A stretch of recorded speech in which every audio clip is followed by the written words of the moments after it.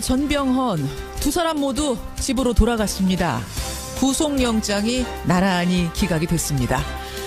애청자 여러분 안녕하십니까? 두 사람 모두 혐의를 다툴 여지가 있다는 겁니다. 먼저 김태호 전 비서관 사이버사 증언을 하면서 우리 사람을 뽑으라 라는 VIP의 강조사항을 군에 전달한 의혹을 받고 있죠. 그런데 다툴 여지가 있다는 거고요.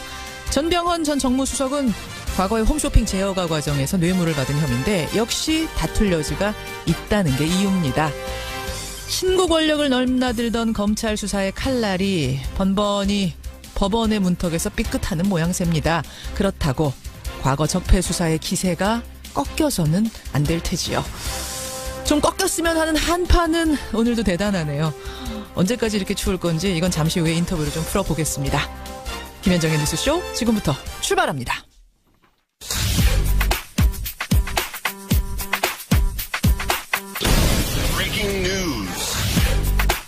김현정의 뉴스쇼가 주목한 오늘의 포인트 김정훈 기자 나와 있습니다. 어서 오세요, 김 기자. 네. 오늘 아침 첫 번째 포인트는 뭘 봐야 되나요? 네, 제동 걸린 MB 수사입니다. 역시 그 문제군요. 네. 어제 이명박 전 대통령 메신저라고 불렸던 김태호 전 대외전력비서관 구속을 면했죠. 예. 영장 실질 심사를 받았는데 오늘 새벽 풀려났습니다. 법원이 구속영장을 기각하면서 피의자의 역할과 관여 정도의 다툼의 여지가 있다 이렇게 밝혔거든요. 그렇죠. 앞서서 검찰은 김 전 비서관이요, 김관진 전 국방장관과 공모를 했고 군 심리전단에 우리 사람을 증언하라는 이명박 전 대통령의 지시를 전달했다 이렇게 의심을 해왔습니다. 예. 이 때문에 이 전 대통령의 메신저라고 불렸는데 법원은 다툼의 여지가 있다 이렇게 본 것이죠. 그렇죠. 앞서 김관진 전 장관 또 임관빈 전 국방부 정책실장도 구속 적부심사에서 풀려났습니다. 예. 결국 군 댓글 공작 전반에 관한 수사가 차질을 빚게 됐고요. 이명박 전 대통령에게 향하던 검찰의 칼날도 허공을 헤매게 됐네요. 바로 그 앞에서 멈춘 거예요. 사실은 MB 수사 앞에서. 네. 전병헌 전 정무수석도 구속을 피했습니다. 두 번째예요? 예, 두 번째로 청구된 구속영장도 법원이 기각을 했네요. 예. 법원은 홈쇼핑 업체 뇌물수수 혐의에 대해서 범행이 의심은 되지만 다툴 여지도 있다 이렇게 설명을 했습니다. 현 정부 실세를 향해서 두 차례나 구속영장을 청구했던 검찰인데 무리한 수사 아니면은 부실한 수사 이런 비판을 받을 것 같네요. 예. 하여튼 뭐 두 개의 굵직한 영장이 다 기각이 되면서 검찰로서는 좀 타격이 있을 것 같습니다. 그렇습니다. 다음 포인트 보죠. 네, 널뛰는 가상화폐의 옥주액입니다. 비트코인 가격 뭐 하루에도 수백만 원 오르락 내리락 한다는 건 여러분도 이제 잘 아실 텐데 드디어 정부가 규제에 적극적으로 나섰군요. 네, 금융위원회가 어제 유사수신행위 규제법 개정안을 마련하겠다고 밝혔습니다. 예. 정부의 기준에 맞춘 가상화폐 거래소에 대해서만 영업을 허용하겠다는 취지죠. 소비자 보호 또 자금 세탁 방지 고객 자산 별도 예치 등의 까다로운 기준을 충족해야만 비트코인을 비롯한 가상화폐 거래를 인정해 주겠다는 겁니다. 지금은 그냥 신고만 하면 거래소 누구나 열 수 있는 거였다고요. 그렇죠. 네. 근데 법무부는 한 발 더 나가서 이 가상화폐 거래 전면 금지 방안까지 검토를 하고 있거든요. 이에 맞춰서 우리은행 또 산업은행 등은 가상화폐 거래소에 제공해온 가상 계좌를 올해 안에 폐쇄하기로 해서 그 제동이 본격화하는 것으로 보이네요. 가상 계좌를 폐쇄하겠다. 네. 그래요. 이런 조치들이 비트코인 광풍을 잠재울지 아니면 오히려 제도권 밖으로 튕겨나가서 열풍이 또 뭐랄까 좀 삐뚤어진 형태로 더 과열되는 건 아닌지 이걸 좀 가늠해봐야 될 텐데. 네. 그래요. 정부의 고민도 깊은 것 같습니다. 마지막 포인트 하나만 더 보죠. 네, 구상권 굴레벗은 강정마을입니다. 강정마을 해군기지 건설 반대로 손실 입었다 해서 박근혜 정부가 구상권 청구했었던 건데 그거를 문재인 정부가 취하하기로 한 거죠? 네, 청구된 금액이 34억 5천만 원이나 됐거든요. 예. 갈등을 겪었던 강정마을 주민들이 감당하기에는 버거웠는데 그 굴레가 벗겨진 것입니다. 이거 문재인 대통령 공약이기도 했죠. 예. 어제 정부가 최종 결정을 내렸고요. 강정마을을 비롯한 제주는 물론 당연히 환영 일색이고 강정 주민들에 대한 사면 복권까지 아울러 요청을 하고 있고요. 그런데 일각에서는 불법 시위의 책임을 국가가 면책해 준 건 잘못된 선례라는 그런 비판을 내놓고 있기도 합니다. 그래요. 여기까지 오늘의 포인트. 김정훈 기자 수고하셨습니다. 네. 뒤밖의 복당파인 김성태 의원이 한국당의 새 원내대표로 선출됐습니다. 뜨거운 용광로에 전부 다 집어넣고 대여 투쟁력 강화해서 문재인 정권의 독단과 전행 포퓰리즘을 막아내는 전사로서 여러분들과 함께 서겠습니다. 예, 전사가 되겠다. 김성태 의원의 일성이었습니다. 제1야당 자유한국당의 새 원내사령탑에 우뚝 섰죠. 당선 일성은요. 대여 투쟁력을 강화해서 문재인 정권의 독단과 전행, 포퓰리즘을 막아내겠다는 거였습니다. 사실은 어깨가 무겁습니다. 내년 지방선거도 치러내야 되는데 당 지지율은 반등의 기미도 보이지 않고요. 이런 상황에서 원내대표가 된 김성태 의원 만나보죠. 자유한국당 신임 원내대표입니다. 김성태 원내대표님 안녕하세요. 축하드립니다. 예, 감사합니다. 김성태입니다. 과반을 넘기는 후보가 없으면 결선 가는 거였잖아요. 그렇습니다. 과반을 딱 한 표 넘기셨어요. 예. 55표 딱 들으셨을 때 어떠셨습니까? 개표 결과를 듣고 처음 든 생각은 예.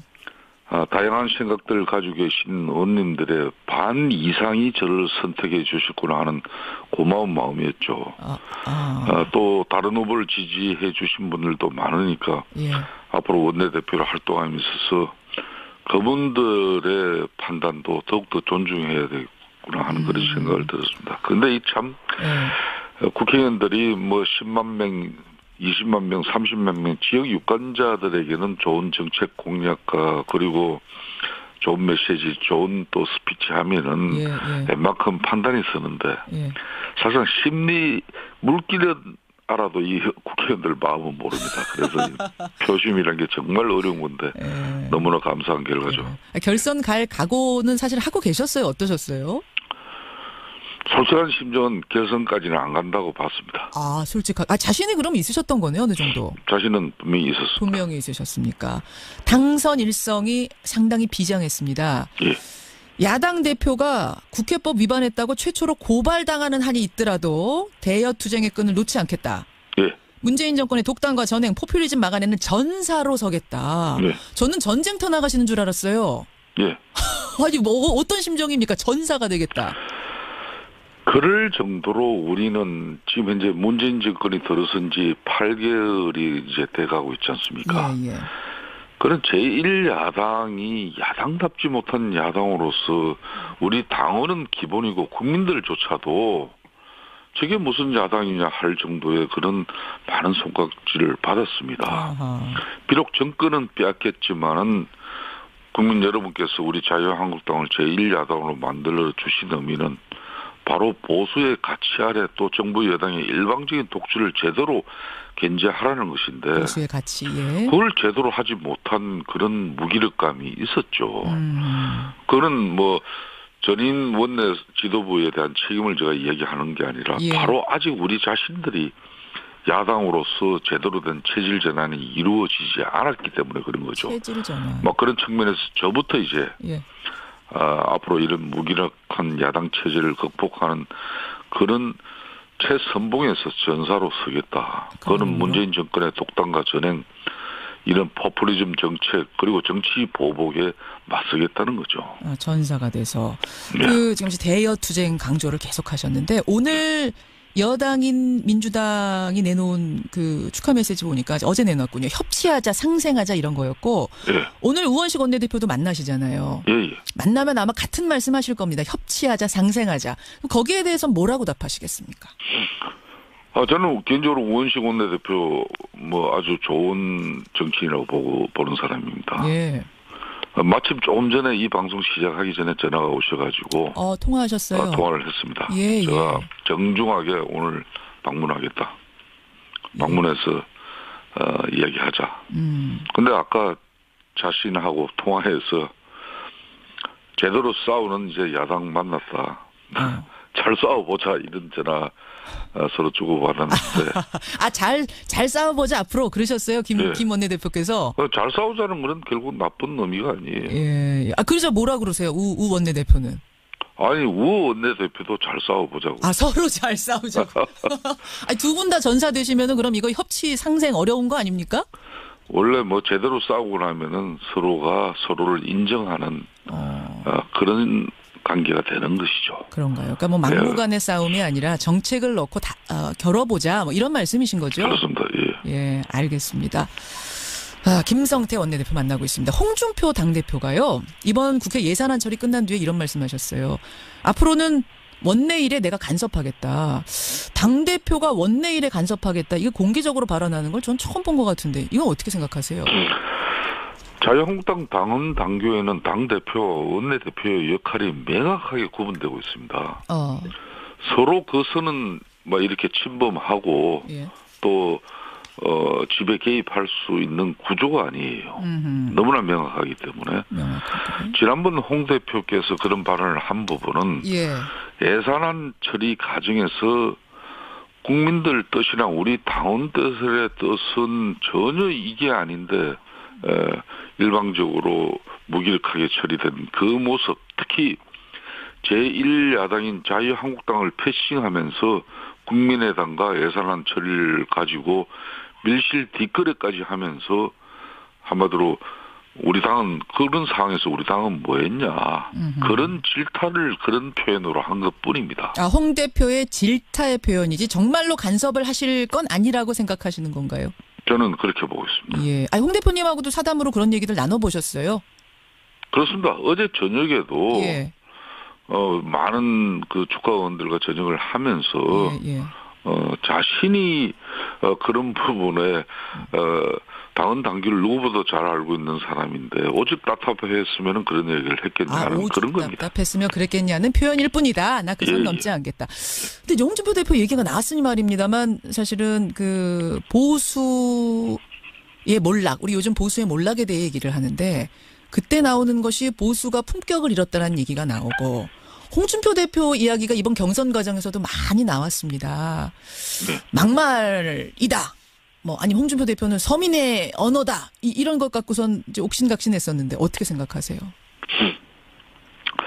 이제 홍준표 대표의 흔히 말하는 여러 우려가 있지 않습니까? 예. 막말이나 또 너무 직설적인 표현인데 그게 너무 거칠어서 그런 여러 우려가 있습니다만은 앞으로 홍준표 대표는 제가 어제 공식적으로 대표의 이제 쉽게 말하면 직설적이고 좀 거친 표현은 이제 원내 그동안 제대로 싸우지 못했기 때문에 본인이 그렇게 싸울 수밖에 없는 그런 상황이 있다고 저는 이해를 하고 앞으로 그런 부분은 나한테 맡기고 본인은 덕당과 그리고 여야 간의 갈등과 또 국정 운영이 원만히 돌아가지 못한 그런 대치 정국에서의 해법을 제시하면서 때로는 중재할 수 있는 그런 덕장으로서의 모습을 갖출 수 있다는 그런 분위기도 제가 느꼈습니다. 그러셨군요. 그러니까 이제 전사 역할은 김성태 원내대표가 하시는 거고 홍준표 대표는 덕담 건네는 덕장의 이미지로 가겠다. 역할 분담하신 거예요. 네. 그러니까 그분이 그렇다고 해서 그 타고난 기질이나 탁월한 그 표현 방식을 금방 안 바꿉니다. 그렇죠. 그렇지만은 지금까지 사실상 원내에서 소화시켜야 할 부분을 당대표가 자기의 직설적인 입장과 표현 방식으로 전달하고자 했던 그런 애달픔이 많았으니까 애달품. 이제 앞으로 그런 부분은 학주로 될 거라는 거죠. 그래요. 김성태 신임 원내대표. 그나저나 첫 번째 임무가 바로 주어졌습니다. 한국당 최경환 의원에 대한 국회 체포동의안 표결 처리. 본회의 하루 더 잡아야 되고요. 표결도 해야 되는데 어떻게 하실 생각이십니까? 아직 법무부가 제출한 체포동의안도 보지 못한 상태입니다. 못 보셨어요? 체포동의안에 적시된 내용과 구속이 왜 필요한지 그 사유를 먼저 파악해야 되는 것이고 이후에 의원총회에서 총의를 모아서 대응 방안을 결정하겠습니다. 다만 이거 강조하고 싶은 것은 문재인 정권이 현재 국정원 특활비 문제를 정치 보복의 수단과 무기로 악용하고 있다는 것이에요. 제가 원내대표 되기 전에 한 활동이 뭔가 하면은 정치 보복 대책 특위 위원장입니다.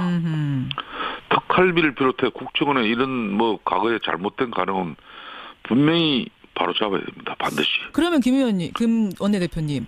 본회의 여는 것부터 합의 안 하실 생각이세요? 아니면 본회의는 열되 표결은 불참하는 이쪽 생각 갖고 계세요? 저는 우원식 그리고 김동철 그리고 정우택 우리 전임 원내대표가 합의한 12월 임시국회 의사 일정을 저는 존중합니다. 예, 그 이제 22일 본회의는 분명한 열리게 돼 있어요. 사실은 예. 이 세 분이 이미 최경환 의원이 검찰 수사가 이루어지고 있고 예. 검찰에서 소환뿐만 아니라 수사를 통해서 앞으로 이 수사의 또 방향이 어떻게 가는지 웬만큼 다 알고 있는 사람들이에요. 예. 그런 선상에서 12월 임시국회 일정이 잡혔기 때문에 예. 거기에서 잡힌 본회의 일정도 저는 존중할 뿐더러 그 세 분의 임시국회 일정을 저는 전체적으로 존중한다는겁니다. 그 말은 또 예. 충분하게 협의해서 합의한 의사 일정을 본회의 일정을 예. 또 일방적으로 뭐 어느 주장에 의해서 제가 수용해야 될 일도 없다는 거죠. 제가 설명을 잠깐 드릴게요. 청취자들께. 지금 예. 그 잡혀 있는 거는 22일 하루예요, 본회의가. 예. 그 하루 가지고는 체포동의안을 보고하고 표결하고를 다 할 수가 없습니다. 하루를 더 잡아야 되거든요. 그럼 그건 동의하기 어렵단 말씀으로 들리네요. 그 부분은 지금 판단할 사안은 아니라고 봅니다. 제가 왜 안 하는 그 입장을 좀 첨언을 드리면 왜 이렇게 신중하세요? 예. 지금 지난번 예산 처리 과정에서 철저하게 제1야당인 자유한국당이 패싱당했습니다. 패싱당했죠. 그것도 더군다나 밀실 야합에 의해 가지고 서로 뒷거래를 했단 말이에요. 뭐 거기에 대해서는 이제 국민의당이나 민주당은 전혀 인정하지 그런 않고 있긴 측면에서 합니다. 민주당이 대국민 사과를 하고 국민의당도 마찬가지입니다. 그리고 국회 운영에 관한 실질적인 진정한 협력과 협조를 예. 당부하고 요청을 해야지. 예. 밀실 뒷거래한 그런 한마디로 작물을 가지고 다시 이걸 제대로 된 정상적인 거래로 이렇게 바꿔놓고자 하는데 그런 일에 제가 왜 공범이 됩니까? 알겠습니다. 오늘 첫 인터뷰였는데 아까 전사라는 표현 쓰셨는데 첫 인터뷰부터 좀 강한 발언들이 나오네요. 오늘 우원식 원내대표 또 김동철 원내대표 이분들과 어떤 이야기들을 나누실지도 저희가 관심 있게 보겠고요. 앞으로 신임 원내대표로서 좋은 정치 부탁드리겠습니다. 예, 감사합니다. 예, 고맙습니다. 예. 자유한국당 김성태 신임 원내대표였습니다. 김성환의 행간 시사평론가 김성환 씨 나오셨습니다. 어서 오십시오. 네, 안녕하세요. 오늘도 굵직한 뉴스가 많은데 네. 문재인 대통령 중국 가는 것도 아주 큰 뉴스잖아요. 네. 그런데 중국 가는 것도 문제지만 예. 중국 가기 전에 중국 언론과 인터뷰한 내용도 지금 미묘한 파장을 불러일으키고 있습니다. 관영 매체죠. CCTV. 예. CCTV가 문재인 대통령을 인터뷰해서 방영을 했는데 그 내용이 교묘하게 편집이 됐다는 사실이 드러났습니다. 편집이? 이 문재인 대통령 인터뷰 편집한 중국 CCTV 이 뉴스의 행간을 좀 살펴볼까 합니다. 그러니까 8일에 사전 녹화를 해서 이건 우리가 알고 있었어요. 네, 예. 그거를 방영을 한 건데 네. 언제 했죠? 사흘 뒤 그러니까 녹화를 한 지 사흘 뒤니까요. 엊그제 밤 10시 30분에 방영을 했습니다. 한 25분가량 했는데요. 예, 예. 그러니까 청와대는 편집한 사실을 몰랐던 것 같아요. 그러니까 방영 3시간 전쯤에 기자들에게 인터뷰 전문을 배포했습니다. 예. 근데 기자들이 인터뷰 전문하고 실제 방영된 내용을 비교해 보니까 예. 이게 뭔가 좀 다르네? 이렇게 해서 찾아보게 된 거예요. 근데 뭔가 문재인 대통령 발언이 통째로 삭제된 부분이 많이 발견이 됐는데요. 근데 그러니까 원래 녹음을 하면 인터뷰를 하면 그걸 다 보내는 건 아니에요. 네, 물론 그래요. 편집은 하긴 합니다만 그렇다고 해서 그 사람의 뉘앙스가 바뀌거나 이러면 안 되거든요. 그 발언의 원칙이거든요. 의도하고 맥락이 달라지면 안 되는 거죠. 거거든요. 예. 근데 대표적인 부분이 산불 정책 질문에 대한 답변인데요. 예. 아시다시피 산불 정책은 사드 추가 배치, 미국 미사일 방어책에 참여, 예. 한미일 군사동맹 이 세 가지 하지 않겠다는 건데요. 그렇죠. 진행자가 산불 정책을 어떻게 이양할 건지 밝혀달라 이런 질문을 던졌는데 예. 문재인 대통령이 이렇게 답변했습니다. 잘 들어보십시오. 예. 한국은 이미 사드에 관한 입장을 밝힌 바 있다. 그것은 결코 새로운 입장이 아니다. 과거부터 한국이 지켜왔던 입장이다. 이렇게 얘기했거든요. 근데 CCTV는 여기에서 그것은 결코 새로운 입장이 아니다. 요것만 쏙 드러냈습니다. 그러니까 마치 전향적으로 문재인 대통령의 입장이 바뀐 것처럼 뉘앙스를 바꿔놨다는 겁니다. 예. 뭐 이외에도 여러 가지 이제 발언들이 바뀐 것으로 지금 확인이 되고 있는 상황입니다. 그래요. 문재인 대통령의 인터뷰를 편집했다. 대통령 인터뷰를. 이 뉴스의 행간 이면에는 뭐가 숨어 있는 건지 아니면 진짜 단순한 실수인지 어떻게 봐야 돼요? 절대 실수는 아니죠. 아닙니까? 그러니까 행간이 있는 건데요. 첫 번째 행간은 마사지를 해도 너무 심하게 했다입니다. 마사지. 이명박 박근혜 정부 시절에 사실은 마사지 얘기 많이 나왔었는데. 네. 대통령의 발언을 일부 삭제하거나 수정을 해서 발언의 맥락을 좀 다르게 언론에다가 알려준 건데요. 그렇죠. CCTV는 마사지를 해도 너무 심하게 했습니다. 아예 대놓고 사드 질문만 집중적으로 던졌습니다. 인터뷰 처음부터 사드 갈등으로 양국 관계가 악화됐다 이렇게 얘기를 하면서 시작하고요. 인터뷰 형식도 굉장히 특이해요. 어떻게요? 우린 보통 질문답 이렇게 되잖아요. 예. 근데 그게 아니라 질문답 해설이 들어가요. 인터뷰에. 질문 답하고 나서는 거기에 대해 해설을 하고 또 예. 다시 질문 답. 그리고 해설해주고. 특이하네요. 그러니까 이걸 자기식대로 해석을 했다고 해도 과언이 아닌 것 같은데요. 그러면서도 자기 입맛에 맞지 않거나 거북스러운 발언은 드러냈다고 하는 예를 겁니다. 들면 어떤 거요? 예를 들어서 북한은 경제적으로 작고 경제적으로 뒤처진 나라다. 이렇게 표현한 부분, 비판한 부분들은 문 대통령이 드러내버렸고요. 북한 비판한 건 드러내고. 네, 한중 양국이 제재와 압박을 해야 한다. 이렇게 얘기한 부분도 사실 중국의 입장과 미묘하게 좀 다를 수 있기 다르죠. 때문에 드러냈고요. 드러내고. 그리고 평창 동계올림픽에 시진핑 주석이 직접 참석하는 걸 검토한다고 약속했다. 이 부분도 통째로 싹 드러냈어요. 그거 이제 문 대통령이 그렇게 약속하신 적이 있어요라고 얘기했는데. 네, 시진핑 주석이 그렇게 약속했어요. 중국이 보기에 조금 불편했는지 어땠는지. 시진핑 주석차 들어가가지고 그런 것 같아요. 그러니까 이건 그냥 마사지한 수준이 아니라 전신 마사지 수준으로 편집을 했다고 해도 과언이 아닙니다. 와, 그러네. 두 번째 행간은요? 두 번째 행간은 CCTV는 국빈에 무례했다입니다. 저도 지금 그걸 지적하려고 했는데, 그러니까 전신 마사지를 하더라도 어떻게 한 나라의 대통령, 그렇죠. 국빈 방문을 앞둔 사람의 인터뷰를 이렇게 전신 마사지를 할 수가 있나? 한중 정상회담 얼마나 힘들게 성사됐습니까? 예. 문재인 대통령 방중 정말 힘들게 이루어졌거든요. 예. 그리고 그냥 실무 방문도 아니고 국빈 방문입니다. 그러면 방문국 대통령 또 그 언론의 입장에서 최대한 존중하는 모습을 보여줘야 하거든요. 물론이죠. 그러니까 사전 녹화하더라도 편집할 때 조심스럽게 해줘야 되는 거고 예. 자칫하면 외교적 갈등으로 비화될 수 있으니까요. 그렇죠. 그런데 중국 CCTV 진행자는 산불 정책에 대해서 구체적으로 입장을 밝혀달라고 자꾸 다그치는 모습을 보였고요. 마지막 부분에서는 오히려 훈계조로 이렇게 얘기합니다. 어떻게요? 한국 측이 진일보한 실질적 조치를 취해 한중 관계 발전의 모든 장애물을 제거하기 바란다 이렇게 얘기하면서 오히려 한국의 신뢰 회복을 막 주문하는 모습들을 보여요. 한국이 좀 모든 장애물을 제거해 주세요. 네. 같이 제거합시다도 아니고 네. 진행자가 이게 중국 정부 당사자도 아니고 무슨 뉴스 진행자나 인터뷰 진행자가 이런 식으로 얘기합니까? 중국에서 뭐 영웅이 되려고 작정을 하고 인터뷰를 한 건가요? 대통령한테 훈계를 하면서 마무리를 지었어요. 네. 마지막 행간은요? 마지막 세 번째 행간은 한중 정상회담의 예고편에 불과하다입니다. 예고편처럼 느껴지셨습니까? 중국 CCTV는 관영 매체예요. 관영 매체죠. 관영 매체가 이런 입장 취했다는 얘기는 정상회담 때에도 사드 문제 가지고 계속 이렇게 얘기가 될 거라는 걸 우리가 예감해 볼 수 있다는 거죠. 걱정되네요. 오늘 국빈 방문하는데 좀 잘 풀었으면 좋겠습니다. CCTV부터 이렇게 시작을 했다. 이런 배경을 가지고 우리가 이번 방문 지켜봐야겠습니다. 경기 가평, 경부 북부 지역에 내려졌던 한파주의보는 한파경보로 강화가 됐습니다. 물론 겨울은 춥죠. 하지만 춥다는 걸 감안해도 근래 이 무렵에 추위와는 비교도 되지 않을 만큼 지금 동장군의 기세가 대단한데요. 왜 그런 건지, 또 이 추위는 언제까지 계속될지, 올겨울 날씨는 어떤 건지 잠깐 예측을 하고 가보죠. K웨더 반기성 예보센터장 연결이 되어 있습니다. 반기성 센터장님 안녕하세요. 네, 안녕하십니까. 아니 도대체 왜 이렇게 추운 겁니까? 올겨울이 좀 이례적으로 빨리 오기도 했어요. 그런데 이제 가장 큰 원인은 아무래도 강한 한파가 내려오는 것은 첫 번째는 이제 북극 한기가 남아있기 때문이죠. 북극에 있는 한기가 여기까지 내려왔어요. 네. 우리나라 그 5km 상공에 영하 한 30도의 한기가 내려왔는데. 12월에 영하 30도 선이 내려온 경우는 상당히 이례적이거든요. 그렇죠. 이 한기가 내려와서 이제 우리나라 북동쪽, 그러니까 지금 러시아하고 만주 국경 부근에서 상층 저지 저기압을 만들었습니다. 이게 뭐냐면 일종의 이제 블로킹 저기압이라고 부르는데, 그러면 이게 고기압이 동쪽으로 나가지 못하게 만들어요. 그러니까 북쪽의 차가운 공기가 우리나라 쪽으로 계속 유입되고 강화시키는 역할을 하거든요.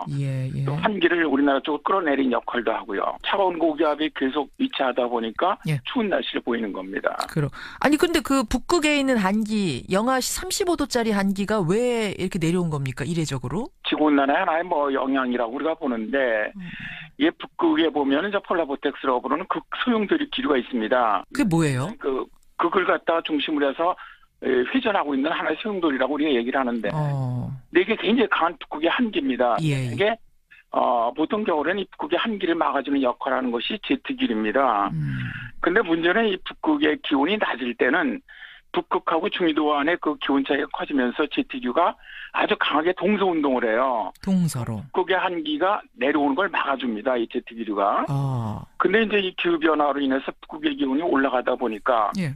북극 기온과 중위도 기온 차이가 상대적으로 줄어들게 되거든요. 예. 그러다 보면은 북극 한기를 막아주는 제트기류가 약해지면서 동서 운동보다는 오히려 남부 운동을 합니다. 남쪽으로 내려오는 운동을 하죠. 예. 북극 한기가 남쪽으로 길게 내려오면서 예. 이 지역은 아주 혹한이나 이 한파가 내려오게 되는 것이죠. 그러니까 상대적으로 북극의 기온이 이제 제가 그 기후 변화로 따뜻해졌다고 하더라도 예. 중위도에 비해서는 상당히 춥거든요. 아무리 뭐 거기가 높아졌다고 상대적인 개념인 것이지. 예. 그러다 보니까 이 북극의 한기가 남쪽으로 쭉 제트기를 따라서 내려온 지역 쪽으로는 거의 뭐 영하 한 20도까지 내려가는 한파가 닥치는 것이죠. 저는 이제 좀 이해가 되네요. 그러니까 저는 지금 지구 온난화 때문에 북극의 온도가 많이 올라갔다 그러는데 겨울은 왜 더 추워지는 건가 이해가 잘 안 됐었는데 말씀 듣고 보니까 북극의 온도는 내려간다고 해도 굉장히 추운 거죠. 근데 이제 북극과 중위도의 온도차가 크면 클수록 제트기류가 더 활발하게 그 사이를 막아주는데 양쪽으로 왔다 갔다 하면서 네, 맞습니다. 이 부분이 약해지면서 그러니까 그 막아주던 역할을 못 해주는 거군요. 네, 그렇습니다. 네. 그렇기 때문에 지구 온난화가 돼도 겨울은 더 추워지는. 사실은 뭐 많은 분들이 지구가 기온이 상승하고 있다. 예. 그런데 왜 겨울에는 더 춥냐? 뭐 이렇게 말씀하시거든요. 예. 그래서 이제 저희들이 이것을 지구 온난화의 역설이라고 부르는 것이죠. 지구 온난화의 역설. 네, 그러니까 실제로 지구 온난화로 인해서 나타나는 기상 현상 중 가장 심각한 것이 기온 상승이거든요. 예. 그러니까 뭐 여름에는 뭐 요새 계속 폭염이 닥치고 있지 않습니까? 데프리카라고 우리 지난 여름에 대구를 불렀잖아요. 너무 더워서. 네, 그렇습니다. 그런데 이제 겨울에 평년보다 더 추워지는 경우도 바로 이 지구 온난화로 인한 기온 상승의 영향 때문이라는 것이죠, 결국은. 그렇게 되는 거군요. 그럼 이번 한파 그리고 올 겨울 날씨를 좀 예측해 봐야 될 텐데 우선 이번 한파는 언제 풀립니까? 지금 이번에 내려온 강한 한파는 뭐 이번 주말 토요일 정도에 일시적으로 약간 좀 풀릴 것 같아요. 예. 그러나 이제 다시 17, 18, 19일에 또다시 한파가 또 내려오거든요. 두 번째. 또다시. 네네. 그리고 나서 이제 그게 지나가고 지금 보기에는 한 성탄절 부근에서 약간 이제 평년 기온 정도 회복한 다음에 예. 다시 12월 말서부터 1월 초에 한파가 또 내려올 거예요. 그렇게. 그 센터장님 잠깐만요. 제 예로부터 우리 겨울 추위 하면은 사만사온 그랬잖아요. 네네. 3일 추우면 4일은 풀려야 하고 이래야 되는데 이번 한파는 지난 금요일부터 시작이 됐는데 아직도 풀릴 기미가 안 보이고 주말까지 계속 간다 그러면 왜 이 사만사온은 무너진 겁니까? 사실 우리나라의 뭐 전통적으로 내려오는 겨울 기상현상 중에 하나가 바로 사만사온이죠. 예. 최근에 이런 주기적인 사원 현상이 나타나질 않아요. 저희들이 그래서 이건 이제 고전적인 기상현상이라고 부르는데 이게 왜 그러냐면 최근에 이제 지구 온난화로 인한 기후 변화의 영향으로 이런 모든 날씨들이 변하고 있다는 거죠. 역시 지구 온난화. 네, 그러니까 이제 사만사원의 온난 주기가 아주 불규칙적으로 변해 나간다는 거예요. 올해 같은 경우도 11월부터 추웠는데 예를 들어서 13일간 계속해서 평년보다 춥다가 이틀이 따뜻했거든요. 맞아요. 그럼 이거는 14만 이온이거든요. 14만 이온. 앞으로도 사만사원의 어떤 이런 주기적인 날씨는 보기 힘들어지지 않겠느냐 그렇게 보고 있습니다. 우리 예전에 교과서에서 이제 겨울 특징 하면은 사만사원 이런 거만 외우고 시험 보고 이랬는데 더 이상은 이 의미가 없네요. 교과서에서도 빠져야 되게 생겼네요. 네, 거의 안 나타납니다 이제는 잘.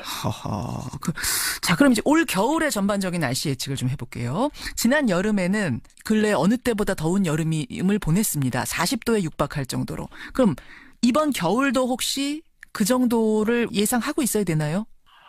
일단 평년보다는 추운 그런 겨울이 될 거로 보고 있습니다.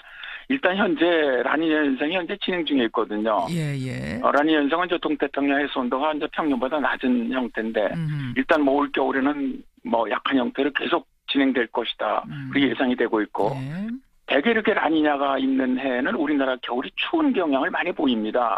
이제 물론 올해 지금 12월이 평년에 비해서 현재 3도 이상 낮은 아주 혹한이거든요. 너무 추워요. 평균 기온이 3도라면 엄청 추운 거죠. 엄청난 거죠. 예. 작년, 재작년보다 지금 올해가 거의 뭐 3도에서 6도 정도 낮은 기온입니다. 평균 기온이. 그 3도면은 뭐 별거 아닌 거 아니야 하실지 모르지만 이게 평균 기온 3도면 진짜 어마어마한 거예요. 엄청 추운 겁니다. 예. 진짜로. 그러니까 뭐 거의 이례적인 역대급 올해 12월은 추인데 네. 1월, 2월에도 평년보다는 기온은 낮을 것이다. 그러나 이제 이 3월처럼 평년보다 3도 이상 낮은 그런 혹한은 아닐 것을 일단은 예상을 합니다. 다만 저 기온의 높낮이 추워졌다가 기온이 또 올라가고 이런 진폭이 좀 심한 이런 겨울이 될 가능성이 높을 것을 일단 봅니다. 그래요. 얘기를 하다 보면 다 이게 지구온난화로 모여요. 요즘 날씨 얘기를 했다 하면. 근데 심각성을 이번에 우리가 절절히 느꼈는데 센터장님은 어떻게 그 뭐 내복이라도 하나 좀 껴입고 다니세요? 이렇게 추울 때는? 저는 내복 입습니다. 왜요? 저는 오히려 그게 지혜로운 삶이라고 생각하거든요. 그리고 지혜로운 삶도 삶이고 그 지구 온난화를 위한다는 측면에서도 난방 좀 덜하고 내복 껴입어서 온도 올리는 내복 다시 입기 캠페인 전 이런 거 해야 된다고 생각해요. 맞습니다. 전적으로 네, 찬성합니다. 여기까지 말씀 듣죠. 고맙습니다. 네, 감사합니다. K웨더 예보센터의 반기성 센터장이었습니다.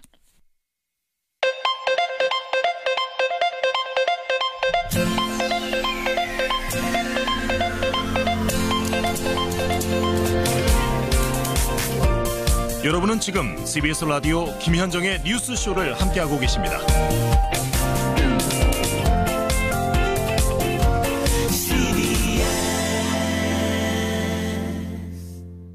2017년 하면은 여러분은 어떤 일들이 제일 먼저 떠오르세요? 저희 뉴스쇼에서는 오늘부터 연말까지 인터뷰 그 후가 궁금했던 분들을 한 분씩 차례로 만나볼까 합니다. 오늘 첫 순서는요. 지난 겨울 불거졌던 박근혜 최순실 국정농단 사태에서 그야말로 맹활약했던 분이죠. 노승일 전 K스포츠 부장. 지난 5월에 저와 인터뷰를 했었는데 그 후로 7개월이 지난 지금은 어떻게 지내고 있는지 올 한 해를 함께 마감해 보겠습니다. 노승일 전 K스포츠 부장 연결이 되어 있습니다. 노 부장님 안녕하세요. 네, 안녕하세요. 노승일입니다. 아니 현재 직함을 제가 찾다 보니까 네네. 사단법인 대한청소년체육회의 이사장, 네. 이사장이세요? 네, 맞습니다. 예. 대한청소년체육회 그러면은 이게 무슨 공기관입니까? 아닙니다. 이거 공기관은 아니고요. 예. 저희가 지난번에 그 이완영 의원이 그 저를 이제 명예훼손을 고소하면서 안민석 의원님이 이제 변호사 비용을 모금해달라고 트위터에 올리셨는데 이틀 만에 1억 3,700만 원이 모였어요. 이틀 만에요? 제가 그 돈을 그 박창일 신부님한테 받았는데 이거는 이제 다시 이제 사회로 환원해야 되겠다라는 결정을 해가지고 사단법인을 만들었습니다. 일종의 공익재단을 만드신 거군요. 네네네. 지금 현재 우리나라 실정에 보면 돈이 없어서 운동을 포기하는 친구들이 많거든요. 또 부모님이 또 포기를 시키는 경우가 많아서 그들을 이제 도와드리고자 해서 이거를 좀 만들어 봤습니다. 그러고 보니까 노승일 이사장도 저 배드민턴 선수 출신이시잖아요. 맞습니다. 저도 이제 그 86년서부터 제가 이제 운동 선수 생활했거든요. 그렇죠. 그런 어린 시절의 기억이 있어서 어쨌든 승진하셨네요, 이사장으로. 어렵습니다. 2017년 돌아보면 참 다사다난했습니다. 태블릿 PC 발견되면서부터 시작된 이 국정농단 사태가 촛불 집회로 이어지고 탄핵에 또 새로운 대통령 선거까지 격동이란 말을 이거 아무데나 못 붙이는 건데 여기다가는 붙여도 괜찮죠? 네네, 맞습니다. 노승일 이사장의 올해는 어땠습니까? 돌아보자면. 2016년 12월 22일 날 이제 5차 청문회 이제 참고인으로 참석을 하면서 그렇죠. 그다음에 1월 9일 날이 이제 2차 참고인. 그다음에 1월 24일 날 최순실 재판 증인. 2월 9일 날 헌법재판소 증인. 5월 4일 이재용 재판 증인. 맞아요. 6월 5일 날 박근혜 재판 증인을 마지막으로 해서 이제 법원을 이제 안 가고 있습니다. 일단 축하드리고요. 더 이상 안 가셔도 된다는 거에. 정말로 굵직한 역사적인 재판에 다 증인으로 가신 거네요. 네. 돌아보면은 아쉬운 것도 많고 또한 뭐 잘한 일이라고 생각하는 건 아무것도 없는데 지금 현재적으로 봤을 때는 아직 그 박근혜 재판이 마무리가 안 됐잖아요. 안 됐죠. 재판에 또 참석을 안 하고 입을 꽉 다물고 아예 그냥 돌이 돼서 전 대통령으로서 할 행동들은 아니다라고 생각합니다. 전 대통령다운 행동이 아니다. 네네. 최순실 씨 같은 경우에는 11월 24일 재판에서 오열을 했다 그래요. 오열, 울부짖으면서 차라리 나를 사형시켜달라 이랬다는 거 아닙니까? 네. 억울하다. 이 부분은 보면서 어떠셨어요? 본인이 솔직하게 뭐 억울한 면은 없을 것 같아요. 뭐 최순실하고 제가 이제 2014년 3월부터 같이 뭐 있었잖아요. 그렇죠. 그런 거 같이 지켜봤을 때는 뭐 쇼맨십에 불과한 게 아니냐. 쇼맨십 보여주기 위한 울부짖음이었다? 네네네. 그 최순실이 2016년 10월달에 독일에서 입국을 하면서 검찰에 출석을 하면서의 그런 모습들을 좀 더 다시 한번 상기시켜 보면, 그다음에 이제 2017년 특검에 출석을 하면서 더 이상의 민주검찰이 아니다 이러면서 이제 소리를 질렀었거든요. 대한민국 검찰 민주검찰 아니다 하면서 막 소리 지르고 또 청소 아주머니가 욕하시고 막 이랬던 장면 떠올라요. 요소마다 본인이 이제 어떤 퍼포먼스를 보여줬거든요. 네, 그런 것들이 제가 봤을 때는 다 쇼맨십에 불과하다. 최순실표 퍼포먼스. 네네네. 그러니까 본인이 그런 그 요소마다의 퍼포먼스와 그다음 쇼맨십을 보여줌으로써 움직일 수 있는 사람들이 있잖아요. 지금 현재 보수단체 이런 쪽에서 더 많이 뭐 정부에 항의하고 검찰에 항의하고 법원에 항의할 수 있도록 그런 거를 또 만들기 위해서 그러한 퍼포먼스를 벌이지 않았나 이렇게 생각합니다. 네. 지금 이제 박근혜 재판, 최순실 재판 이야기를 했는데 저는 그 우리 노승일 이사장 인터뷰 5월에 인터뷰했던 것 중에 제일 기억에 남는 것이 그때 이제 정유라가 입국하기 전이었어요. 정유라 씨가 입국하기 전이었는데 노승일 이사장이 이런 말씀하셨죠. 정유라는 어디로 튈지 모르는 럭비공 같은 인물이다. 그래서 입국을 하면 이 수사 방향이 어떻게 될지 모른다. 어디까지 불지 모른다. 막 이런 얘기 하셨잖아요. 네. 정확하게 보셨더라고요. 네. 일단은 제가 이제 정유라랑 독일에서 약 한 3개월간 같이 생활하면서 정유라랑 또 대화할 수 있는, 얘기할 수 있는 시간적인 부분들이 요소마다 있었거든요. 대화를 하면서 이 친구의 행동을 관찰해 본 결과가 이제 럭비공이라는 이제 표현이 나온 거죠. 그래요. 그 당시 정유라 씨 입국하고 나서 특검팀의 차를 타고 엄마도 몰래 가가지고 그 엄마한테 불리한 증언했던 거 그거 보고 국민들 굉장히 많이 놀라셨거든요.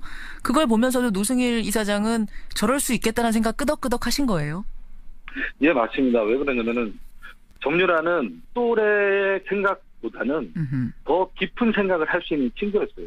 그래요? 깊은 생각을 할 수 있대요. 보기에는 좀 철부지 같은 행동도 하고 뭐 그래 보이는데. 당시에 독일에서 같이 있었던 정유라를 도와줬던 아주머니한테 얘기를 들었을 때는 저한테 그 아주머니가 그렇게 얘기하더라고요. 뭐라고? 회장님은 절대 정유라를 못 이긴다. 왜?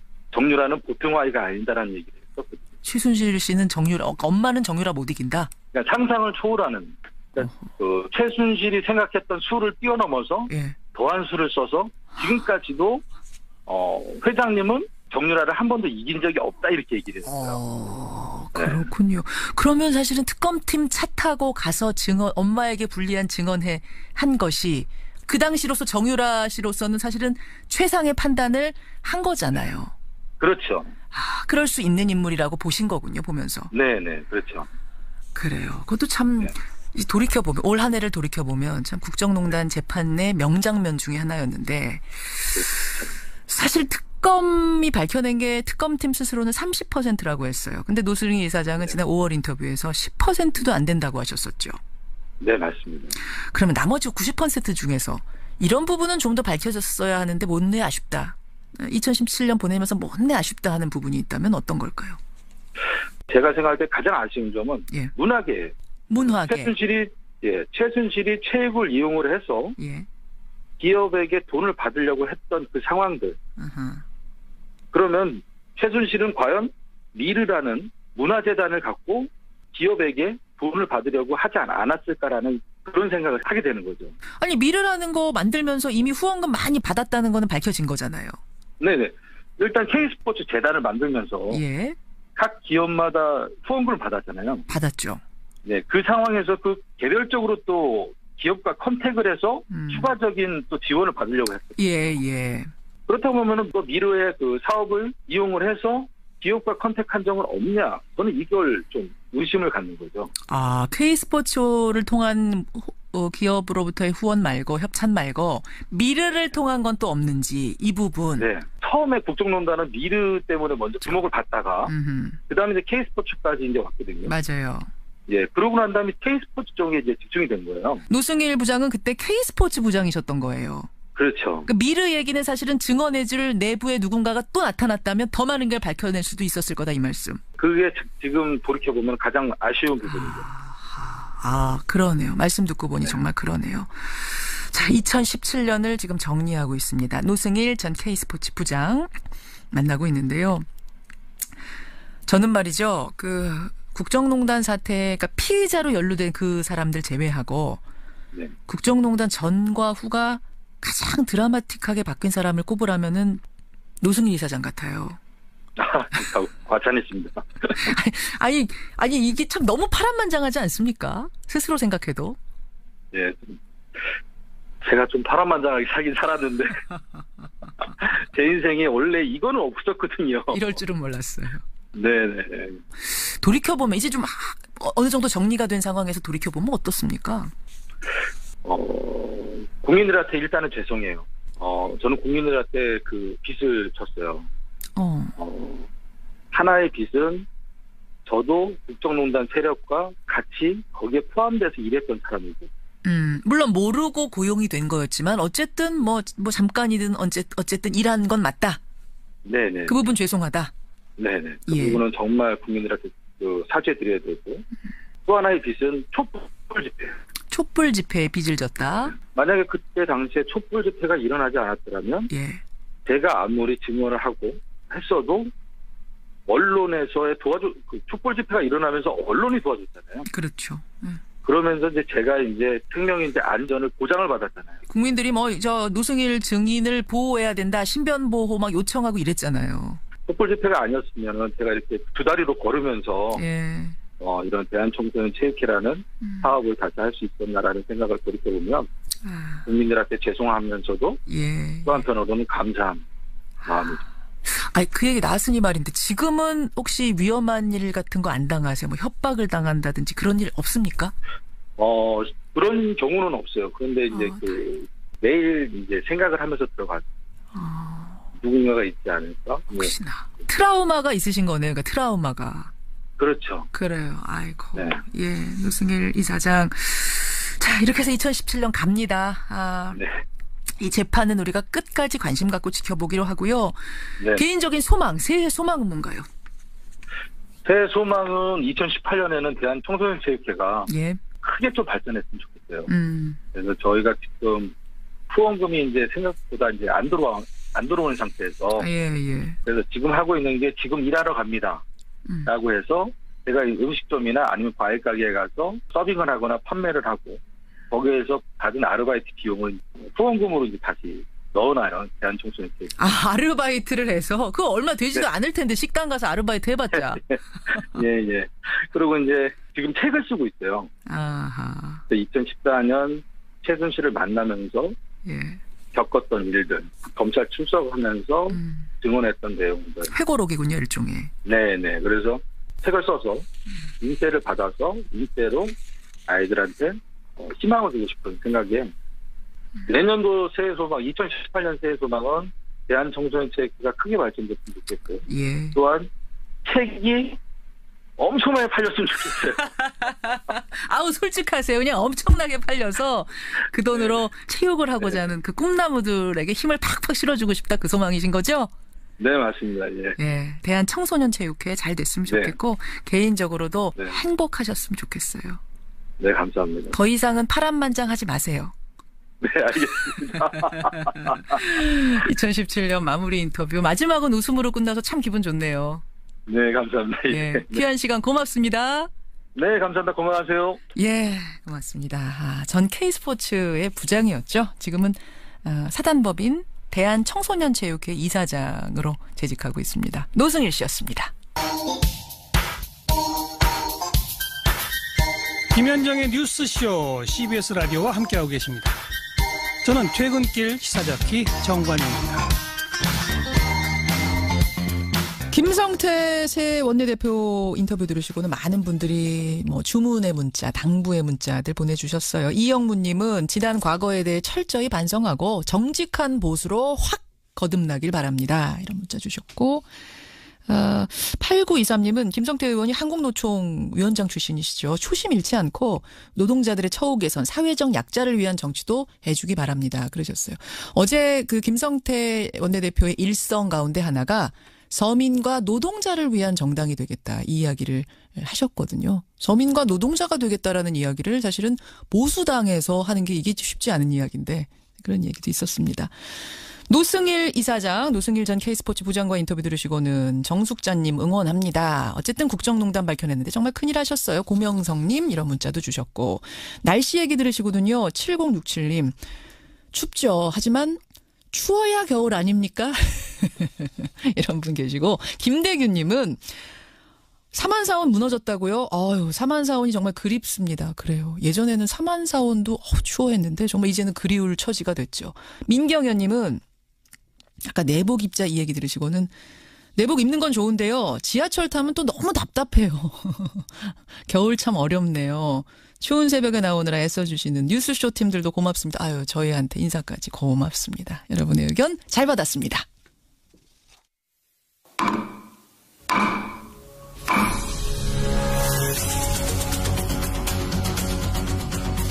뉴스쇼가 수요일에 마련하는 코너입니다. 라디오 재판정.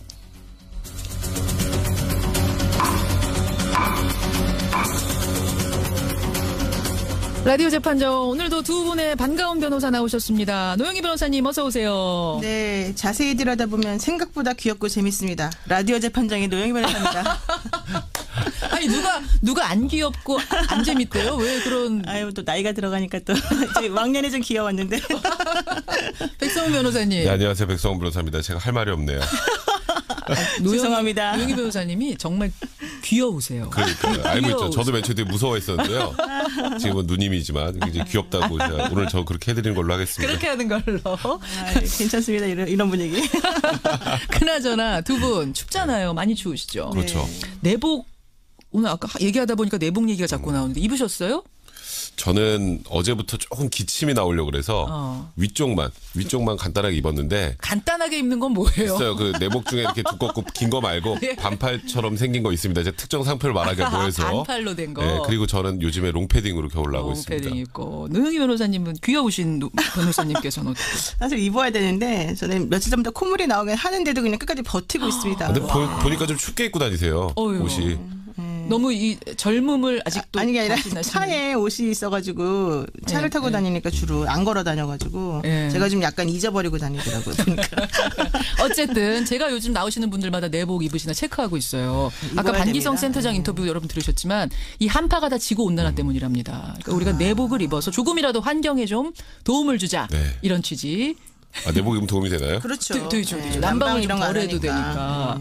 이제 간단하게 입지 마시고 제대로 좀. 알겠습니다. 자, 오늘 라디오 재판정 들어가기 전에 오늘 새벽에 그 구속영장이 기각된 두 사람 얘기부터 좀 나눠봐야겠습니다. 김태효 전 비서관, MB정부 시절에 우리 사람을 뽑으라라는 이 VIP의 지시를 국방부에 전달한 혐의를 받고 있는데 구속영장 기각이 됐어요. 그러니까 지금 그 사건의 구조를 좀 보면 김관진 전 국방장관이 김태효 비서관에게 전달을 하면 김태효 비서관이 이명박 전 대통령에 보고하고 또 역으로 지시를 받아서 말씀하셨던 것처럼 군사이버사령부에 우리 사람을 뽑으라. 이제 뭐 성향을 가려서 뽑으라. 뭐 이런 얘기들을 또 전달했다. 이제 어찌 보면 이 큰 줄기의 중간 연결고리에 있는 메신저 분입니다. 역할을 한 거예요. 근데 사실 김관진 전 장관이 구속이 됐다가 구속적 부심을 통해서 풀려났죠. 그렇죠. 그 다음부터 사실 법원의 기류가 조금 묘한 것 같아요. 그 뒤에 영장 발부된 거 보셨나요? 없네요. 그러고 보니까. 그리고 이번 내용도 역시 마찬가지로 김관진 전 장관이 적부심에서 풀려날 때랑 내용이 똑같습니다. 그러니까 혐의 자체가 다툴 여지가 많다는 거예요. 그러니까 쉽게 말해서 검찰이 아직 완벽하게 수사를 못했다는 뜻입니다. 이제 법원의 입장에서 바라보면 다툴 여지가 있다는 뜻이 그런 거예요. 네, 수사 그렇죠. 더해라, 부실하다 이거. 그러니까 쉽게 말해서 이거는 다퉈서 무죄로 나올 수 있는 사람인데 예를 들어서 그런데 이걸 구속을 시킨 건 너무 중하다. 그럼 이건 피의자의 방어권 행사 차원에서 불구속 상태에서 수사를 하는 것이 맞다라는 취지거든요. 이제 그렇다면 지금 소위 이명박 전 대통령에 대한 수사까지 올라가는 과정에 사실 검찰이 치명상을 입은 거나 마찬가지 상황입니다. 또 거기다가 이제 전병헌 전 정무수석 같은 경우에는 두 번째 영장이죠. 전병헌 전 정무수석은 그러니까 국회의원 시절에 홈쇼핑 업체에서 뇌물 받은 혐의를 받고 있는데 한 번 기각됐고 이번 두 번. 이번에 이 전 수석도 역시 다툴 여지가 있다. 네, 맞습니다. 근데 그건 조금 헷갈리는 부분이 있어요. 이번에 그 영장 기각하시면서 그 피의자의 뇌물 관련 범행이 의심되기는 하나. 그러니까 의심된다는 말을 쓰셨거든요. 이미 드러난 그 보좌관의 행위에 대한 인식 정도나 관여 범위 등에 조금 다툴 여지가 있다 이렇게 말씀하시면서 그럼에도 불구하고 객관적인 자료가 수집돼 있고 핵심 관련자들이 이미 구속돼 있으니까 증거인멸 가능성이 없다. 그래서 영장 발부 안 하겠다 이거거든요. 그러니까 이런 식의 그 영장 기각 사유는 사실 예전 같으면 상상할 수가 없는 기각 사유예요. 그게 무슨 말씀이세요? 예전 같으면은 이런 정도의 범죄가 소명이 되고 혹은 증거가 많이 수집돼 있고 객관적으로 여러 핵심 관련자들이 구속돼 있으면 당연히 구속을 시켰어요. 예전에는. 그래요. 근데 오히려 이제는 그런 것들이 있기 때문에 구속을 안 시킨다는 거예요.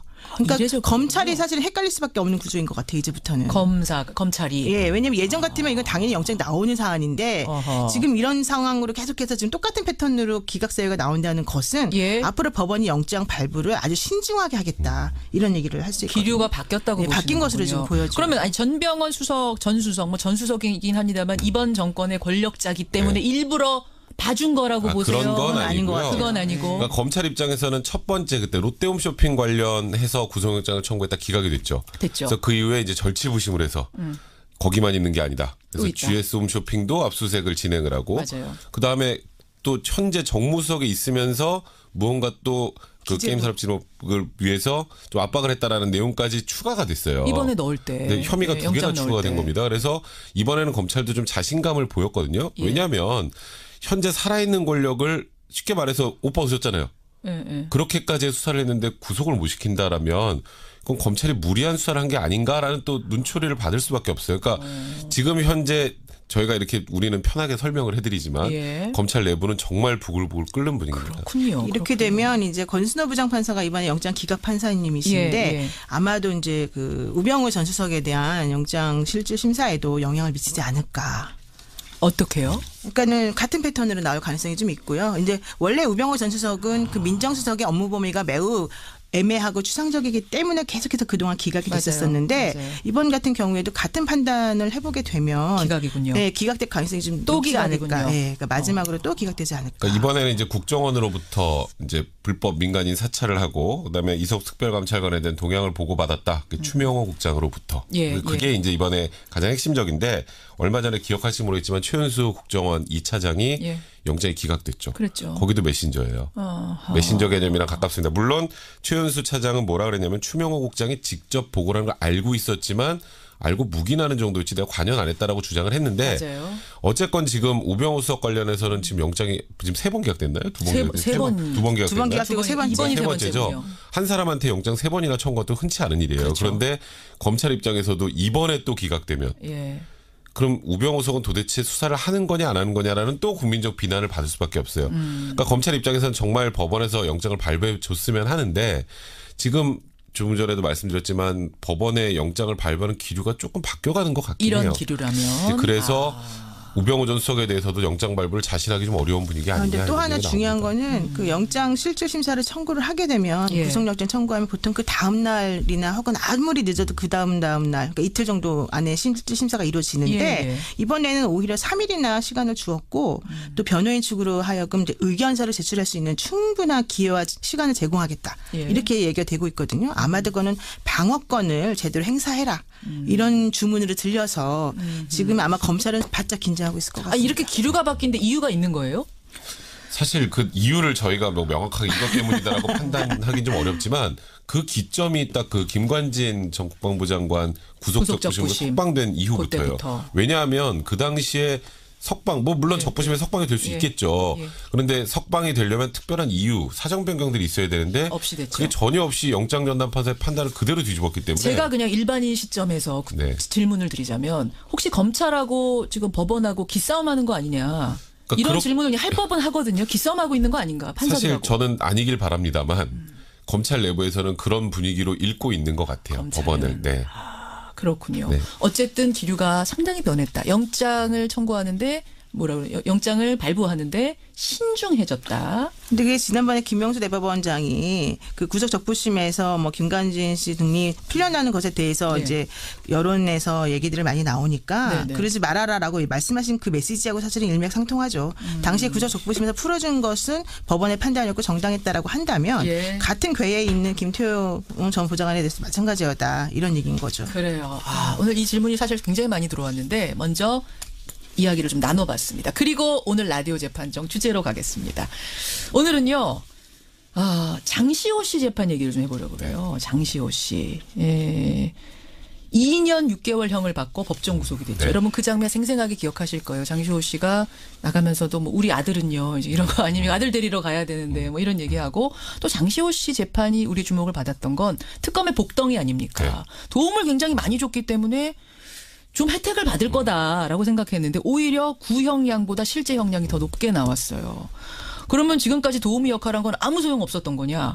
플리바게닝이란 게 우리는 정말 전혀 실제적으로 없는 거냐? 이런 논의들이. 사실 그 기억할지 모르겠지만 작년 12월 8일 날 장시호 씨가 구속이 됐습니다. 예. 그리고 6개월 구속 기간이 지나고 유일하게 풀려났죠. 맞아요. 국정농단 관여자 중에 유일하게 특검에서도 뭐 다시 영장을 재청구하거나 연장할 필요가 없다라고 해서 풀어줬어요. 예. 거기다가 장시호 씨가 받고 있는 혐의에 비하면 정말 굉장히 낮은 1년 6개월을 구형했습니다. 그 의미는 뭐냐면 특검에서 장시호는 풀어주세요. 그렇죠. 그러니까 시그널을 계속 보낸 거예요. 재판부에. 네. 장시호 없었으면 이 수사 이렇게 안 됩니다. 그러니까 쉽게 말해서 장시호가 없었으면 극단적인 표현을 쓰면 박근혜, 최순실 두 사람을 기소를 못했을 수 있다는 얘기까지 나올 정도였으니까요.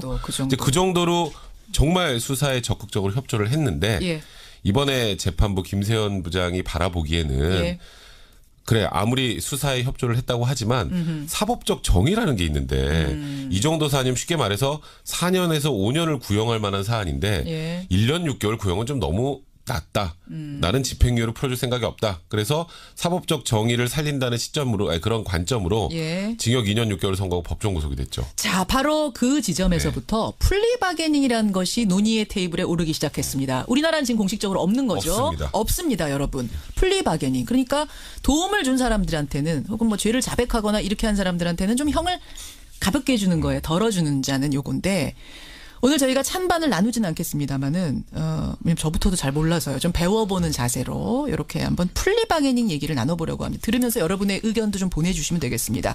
50원의 단문 100원의 장문 유료 문자 샵 1212 카톡 레인보우까지 열려 있습니다. 오늘 막 투표를 하진 않지만 두 분 의견이 갈리는지는 제가 확인을 해볼게요. 백 변호사님. 저는 당연히 플리바게닝은 찬성입니다. 도입해야 된다?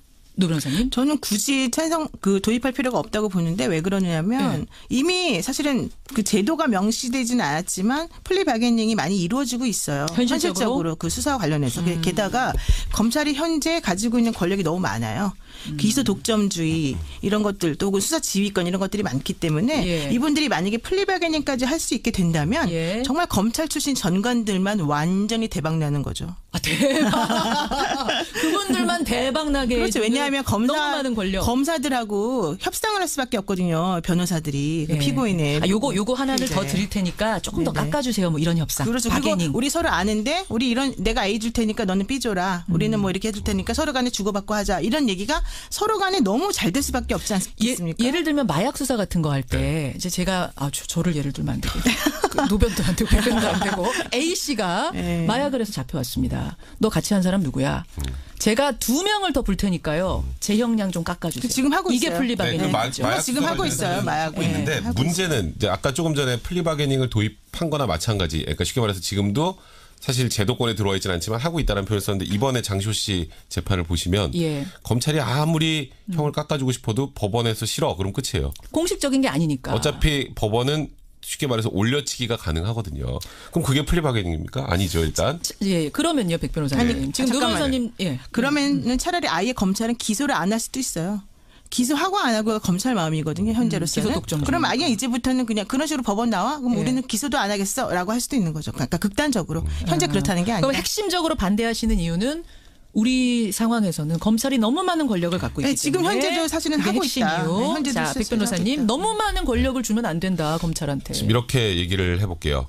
그러니까 지금 그런 부작용이 있을 수 있어요. 그게 반대하는 지점에서 가장 크게 나오는 목소리인데 1992년에 미국의 이제 뉴욕 주에 대해서 가장 이제 좀 센 마피아 두목 존 고티라는 사람이 있었습니다. 건드릴 수가 없었어요. 이게 도무지 뭐 누군가가 불나 그러면 죽어버리고 뭐 이런 상황이 되다 보니까 근데 거기서 최측근 오른팔이 존 고티가 16건의 살인에 관여됐다는 진술을 합니다. 대신에 본인의 형은 다 깎았죠. 아, 미국은 공식적으로 플리베겐이 있죠. 모든 범죄 인정이 모든 됩니다. 범죄 있죠. 그래서 소위 말하는 뉴욕 마피아 전체를 소탕했어요. 그러면은 그 오른팔인 사람을 굳이 감옥에 넣으면서 존 고티라는 몸통까지 못 가는 게 맞는 건지 사회적으로 봤을 때 이 사람이 형을 깎아주고 큰 거악이나 범죄의 몸통을 처리하는 게 맞는 건지 그거는 수사의 그러니까 그 사회적인 관점에서 바라보면 사실 제일 큰 목적은 거악 척결입니다. 이번 사건도 장시호 씨가 물론 지금 약간 걱정되는 건 어제 그제군요. 이재용 부회장의 재판에서부터 조금 기류가 바뀌었어요. 맞아요. 그러다가 이제 무언가 국정농단 재판 자체가 헝클어지면 그럼 그게 과연 사법적 정의 실현인지. 그러니까 장시호 씨를 처벌을 강하게 하는 게 맞는지 결국 몸통이었던 박근혜 최순실의 범죄 사실에 대해서 입증을 하는 게 맞는 건지 그런 것들을 비교해 볼 필요가 있어요. 맞는 말씀이긴 한데 미국의 제도랑 우리 제도가 다르잖아요. 거기는 배심원제를 주로 하고 있고 우리는 주가 그게 아니고 뭐 이런 것들. 그래서 영미법계의 전유물이라고 했던 플리바게닝 제도를 작년에 일본도 도입을 했습니다. 왜냐하면 사회적으로 필요하기 때문에. 왜냐하면 범죄는 점점 지능화되고 조직화되는데 검찰한테 그에 걸맞지 않은 칼을 주고 야 거악을 다 척결해라고 하면 그게 오히려 좀 모순이라고 봐요. 실용적인 입장으로 보자. 근데 플리바게닝이라고 하는 게 말로는 없지만 사실은 있는 거예요. 왜냐하면 검찰에서 장시호 씨 같은 경우에 원래 1년 6개월에서 15년형까지 선고할 수 있었던 것인데 구형도. 근데 1년 6개월을 구형을 하고 이제 2년 6개월 한 거기 때문에 사실은 거의 최하한으로 사실은 선고가 된 셈이고요. 또 우리나라 같은 경우에 현재 지금 뭐 말씀하신 거학 척결의 그런 차원에서 기본적으로 수사에 협조하는 사람들에 대해서는 다른 여타 범죄가 있어도 그거를 기소하지 않는다던가 아니면 아예 여러 가지 측면에서 뭐 혐의를 좀 빼준다던가 이런 방식으로 많이 진행이 되고 있고 또 하나 중요한 건 내부 증언자 형사 면책 제도라고 하는 것을 검찰에서 도입하려고 그랬었어요. 내부 증언자 형사 면책. 그러니까 내부 증언 같은 것들이 있어야지만 수사가 진행이 될 수 있는 그런 것들이 있잖아요. 아까 그 뭐 조폭 같은 거. 뭐 뇌물죄도 그렇고 그런 죄들 같은 경우는 도입하자라고 했는데 법원이 반대를 해서 결과적으로 이제 못한 셈이 됐는데 법원의 기류는 좀 반대 기류겠죠, 당연히. 근데 어쨌든 간에 그런 것들이 필요하다는 걸 알고 있기 때문에 그런 것들이 제도화는 되어 있지 않지만 여러 가지 방법으로 그분들에 대해서 수사를 협조하면 도와주는 방식이 진행되고 있고 지금 현재 예를 들면 국정원에 그 이현수 기조실장 같은 경우가 지금 그런 형식으로 진행이 되고 있거든요. 근데 이왕 그렇게 현실적으로 되고 있으면 그냥 아예 제도권으로 넣어버리자. 그거를 암암리에 그렇게 하는 것보다는 플리바게닝 제도를 특정 범죄 몇 가지 정도는 정해서 선정을 해서 그렇게 결정을 하는 게 오히려 옳은 거 아닌가요? 그래서 그러니까 검찰에서 그러니까 암암리에 지금 플리바게닝을 하고 있다라고 하는데 이번처럼 법원을 기소하지 못하니까 본인이 검찰이 원했던 결과가 나오지 않으면 그래서 수사나 공소유지에 문제가 생긴다면 그게 더 문제 아닌가요? 그래서 지금 얘기되고 있는 게 뇌물죄, 알선수재죄, 알선수뢰죄, 배임죄, 횡령죄예요. 근데 5대 중대 범죄에 대해서만. 이 범죄들 한번 들어보세요. 뇌물죄, 그다음에 배임죄, 횡령죄, 알선수재죄 전부 다 무슨 죄입니까? 전부 다 재벌이라던가 아니 권력을 가진 사람들끼리끼리 저지르는 범죄들의 유형일 경우가 많아요. 그러면 그 안에서 같은 범죄를 저지르고 나쁜 행위를 다 해놓고도 이제는 이거를 내가 신고하고 혹은 고발하고 적극 증언해주고 자기는 빠져나가는 방법이 하나 될 수 있고 또 하나는 이런 식의 범죄를 저지르는 사람들이 플리바게닝이 도입이 되게 되면 다른 피고인들의 다른 피해자들도 마찬가지로 이런 걸 이용하거나 악용할 수 있다는 거예요. 이거 제 배경 설명을 잠깐 할게요. 그러니까 플리바게닝을 전면 실시는 못하더라도 5대 중대 부패에 대해서만 하자라고 지금 검찰이 추진 중이거든요. 근데 그 부분에 대해서 수건 사업이에요. 네, 저번에 한번 도입하려다 실패하고 그다음 이번에 묘하게 장시호 재판하고 이게 좀 맞물리긴 했어요. 그래서 분위기가. 조금 전에 노변님 말씀하신 진짜 그 5개만 해주면 그럼 다른 범죄는 형평성은 이건 어떻게? 그러니까 일단 이 5개 범죄가 쉽게 말하면 거악 척결에 제일 부합하는 그런 범죄기도 하고요. 입증하기가 제일 어려운 범죄기도 합니다. 이것들이 지금 5개가 뇌물 그거는 준 사람이 안 불면 절대 들키지 않아요. 계좌로 안 쏴줘요. 뇌물 같은 거. 그렇기 때문에 잠시만요. 그래서 일단은 이런 범죄에서 조금 전에 말씀하셨던 것처럼 그러면 같이 나쁜 짓 해놓고 불고 본인만 빠져나오는 게 말이 되느냐. 완전히 빠져나오는 건 아니죠. 그 기소 전에 형량을 협상을 하고 대신에 말 그대로 뇌물을 받은 부패한 그런 공무원들이나 예. 그럼 고위 관료들이나 예. 이런 사람들을 처벌해 나가는 게 사회적 정의에 훨씬 더 부합하는 거 아닙니까? 하나만 말씀드릴게요. 예. 이 제도 도입하면 변호사들은 좋습니다. 예. 저도 좋습니다. 다만 예. 그게 옳으냐 하는 문제인데요. 이렇게 되면 유전무죄, 무전유죄가 고착화될 가능성이 높고요. 정말로 돈 없어서 혹은 검찰에게 줄 게 없는 일반 범죄자들은 예. 엄격하게 처벌이 되고 뭔가 협상할 수 있는 카드가 있는 사람들은 오히려 검찰하고 딜을 통해서 본인들의 죄를 깎아버리는 그런 사회적인 부정의가 훨씬 더 부작용을 걱정하시는 거군요. 부작용이 있을 수 있다. 협상 카드라는 표현을 쓰셨는데요. 예, 협상이 무슨 아유 뭐 이렇게 저렇게 해서 뭐 좋은 변호 선임했으니까 잘 좀 해서 이런 게 아니라 본인이 아니라 본인보다 훨씬 큰 내용에 대한 사실관계들을 검찰에 진술을 해주면서 그러면서 이제 소위 말해서 빠져나온 거지 이게 돈이 많다고 뭐 되는 건 아닙니다. 그렇게만 되면 얼마나 좋겠습니까? 아니, 제도랑 오늘 현실이 다르거든요. 두 분 저기 오늘 오늘 원래 Q&A 아니었어요? 네. 원래 Q&A 아니었어요? 여느 때보다 더 열심히 찬반 토론을 하시네요. 오늘 저희가 지금 표를 세진 않았어요. 여러분들이 보내주신 표를 세지는 않았지만 바깥에서의 얘기가 미세하게 플리바겐인 찬성 쪽이 우세하다고. 또 그걸 또 미세하게 세셨어요. 미세하게. 하셨습니다. 예, 플리바게닝 A부터 Z까지 이야기 나누면서 찬반 토론까지 하고 나니까 좀 뭔지 알 것 같고 어떤 게 부작용인지 어떤 게 장점인지 생각하는 계기가 됐습니다. 두 분 고생하셨습니다. 네, 고맙습니다. 백 변호사님 긴 내복 입으시고요.